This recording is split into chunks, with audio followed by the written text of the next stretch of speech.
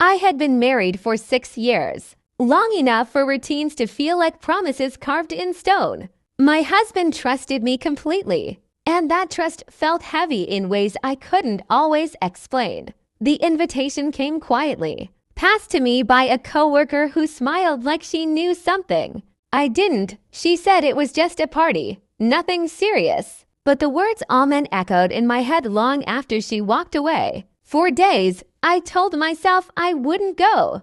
I pictured my husband cooking dinner, asking about my day, never imagining where I might actually be. The secrecy alone felt like a betrayal. That night, I lied about working late and drove across town. The house was louder than I expected, full of unfamiliar faces and an energy that made my chest tighten.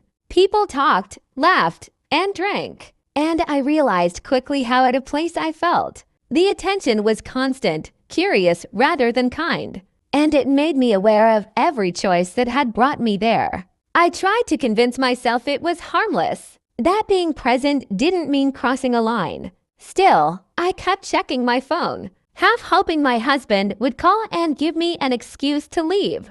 At one point, the room grew quieter, and I felt a sudden clarity cut through the noise. I understood that staying any longer would change something inside me, even if nothing obvious happened. I made an excuse, grabbed my coat, and walked out into the cold night air. My hands were shaking, not from fear, but from relief. At home, I slipped into bed beside my husband and listened to his steady breathing. He never stirred, never asked where I'd been. The next morning, he kissed my forehead and joked about my late shift. I laughed too easily, grateful and ashamed at the same time. Days turned into weeks, and life returned to normal on the surface. Inside, though, I carried the weight of a secret that no one else could see. I realized the night hadn't changed my marriage, but it had changed me. I became more careful, more aware of how fragile trust really is. My husband never found out what happened, or more importantly, what almost happened.